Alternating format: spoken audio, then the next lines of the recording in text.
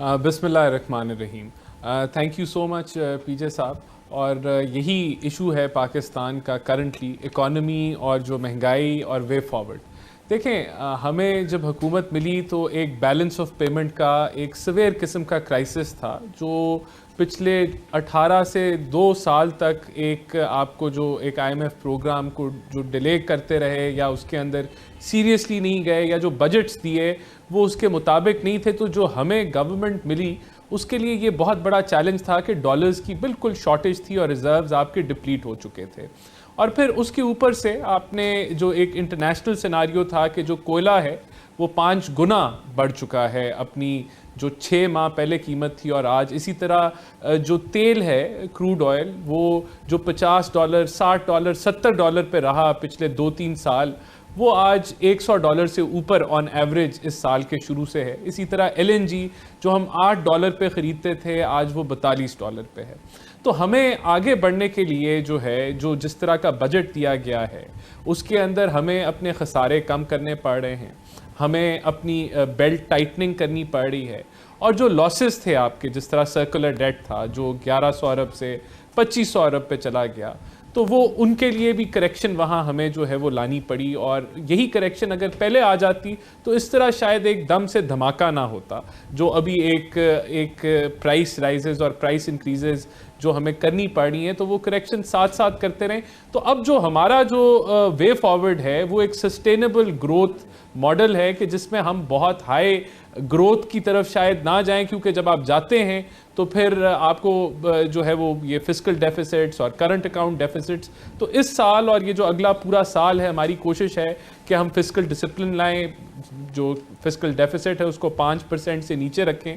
इसी तरह current account deficit को भी जो है वो हम 2% ऑफ जीडीपी की ऊपर जो है वो काबू करने की कोशिश करें, और एक सस्टेनेबल ग्रोथ की तरफ जाएं जहां जो है वो हमारा कोशिश करें कि रुपया जो है वो भी ना डी वैल्यू हो, उसको बल्कि अभी स्ट्रेंथन करने की ज़रूरत है। तो ये आगे वे फॉरवर्ड है। लेकिन मैं समझता हूँ जो आपने अपना इंट्रो में कहा, जो सबसे अहम है कि ये जो एक नाजुक या कह लें मुश्किल इकोनॉमिक सिचुएशन है, उसके साथ साथ जो सबसे ज़रूरी है वो ये हमारा जो निज़ाम है पार्लिमानी जमहूरियत का, जिसमें गवर्नमेंट होती है और अपोजिशन होती है, और उसका एक वर्किंग रिलेशनशिप होता है, जो कुछ चीज़ों के ऊपर एक मिनिमलिस्टिक एक वर्किंग रिलेशनशिप होता है कि इसके ऊपर आप सियासत नहीं करते, आप एक दूसरे के साथ तावन करते हैं, मुशावरत भी होती है, आप कमेटीज़ में एक दूसरे की तनकीद भी करते हैं, असेंबली में भी करते हैं, लेकिन जहां मुल्क के मफाद के फ़ायदे हों वहां आप इकट्ठे हो जाते हैं। ये चीज़ हमने पिछले 4 साल की हुकूमत में नहीं देखी,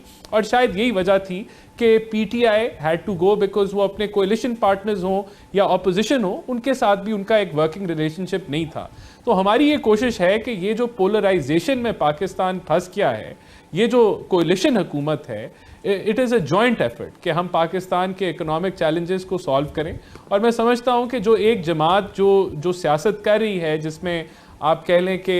एक जो लीडर है वो कहता है मैं नेक हूँ, मैं अल्लाह का ख़ास बंदा हूँ, ये काफिर हैं, मैं जहाद कर रहा हूँ इनके ख़िलाफ़, मैं जो हूँ वो ये मीर जाफिर हैं, मैं पेट्रियट हूँ, ये गद्दार हैं। कभी वो मजहबी टच देते हैं, कभी वो गद्दारी का टच देते हैं, और कॉन्वर्सेशन नहीं है आपस में जब आप इस तरह का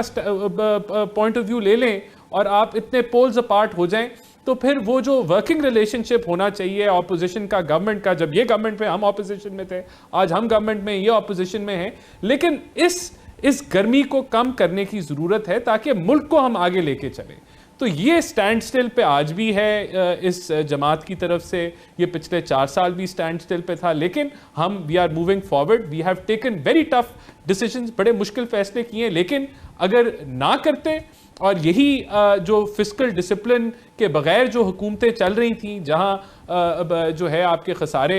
8-9% ऑफ जीडीपी पे हैं, तो वो it was a recipe for disaster which is being controlled on our political cost. But हम तैयार हैं कि मुल्क के लिए ये मुश्किल फैसले किए जाएं, और इस मुश्किल वक्त ये हमेशा के लिए नहीं रहना। लेकिन हमें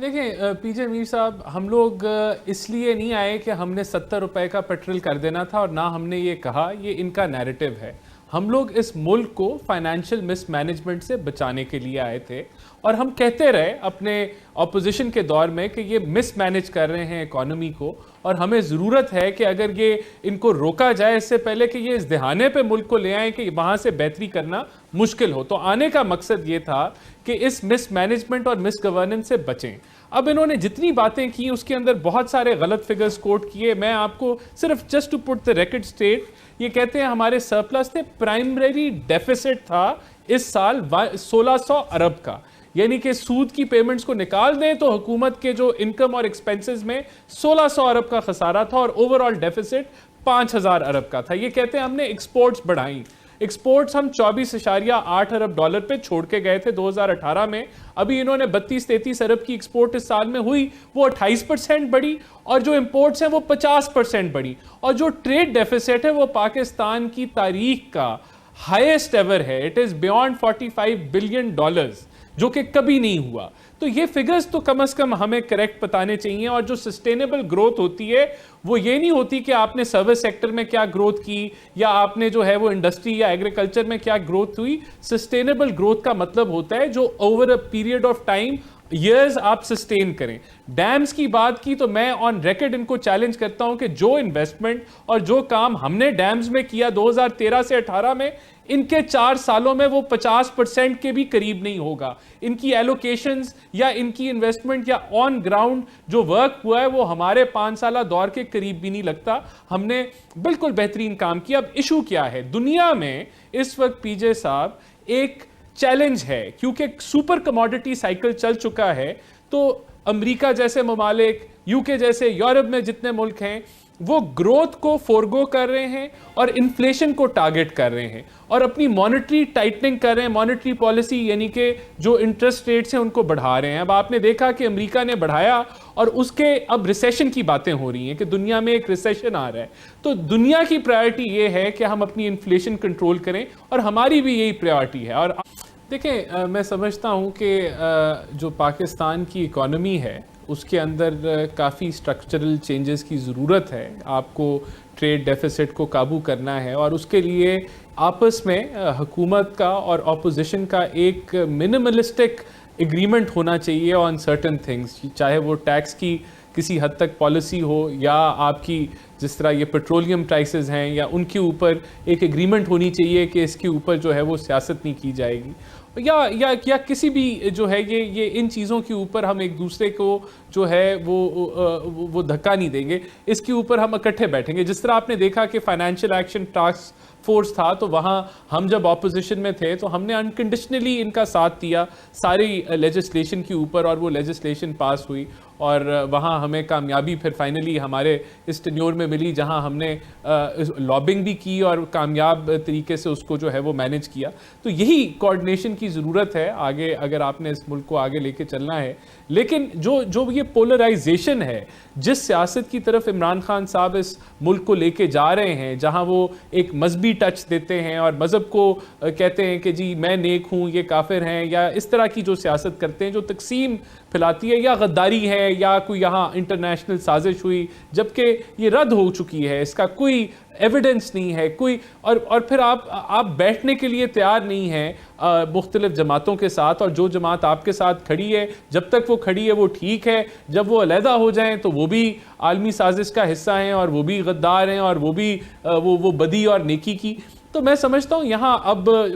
74 साल गुजर चुके हैं, पॉलिटिकल पार्टीज़ में मैच्योरिटी होनी चाहिए। यहाँ हम लोग जो हैं एक ऐसी जमात है जो कहती है कि न्यूट्रल नहीं होना चाहिए अदारों को, उनको जो है वो अपना आईनी जो आइन उनको कहता है कि they are suppose to be neutral, उनको भी दावत देते हैं कि वो न्यूट्रलिटी छोड़ें और उसका मजाक बनाते हैं, उसकी तनकीद करते हैं इस चीज़ की कि वो न्यूट्रल क्यों है। तो ये सब कुछ अब हमें छोड़ के मुल्क को आगे लेके बढ़ना है। इनका काम है, इनको अपोजिशन मिली है, ये अपोजिशन में बैठे, नेशनल असेंबली में आए, वहाँ पॉइंट्स रेज करें, हमें आईना दिखाएं, कमेटियों के अंदर डिबेट करें। जब ये पिछली दफ़ा भी थे ऑपोजिशन में तो तब भी इन्होंने 126 दिन का धरना दिया और वो किस तरीके से दिया, कौन उसको बैक कर रहा था, वो सारा मंजरे आम पे अब आ चुका है, पाकिस्तानी कौम जानती है। और अब भी जो है वो इनको आईनी तरीके से निकाला है, तो बजाय कि वो इस चीज़ को एक्सेप्ट करें, अपना किरदार पंजाब में और नेशनल असेंबली में दें, वो एक अलग एजेंडे पे बैठे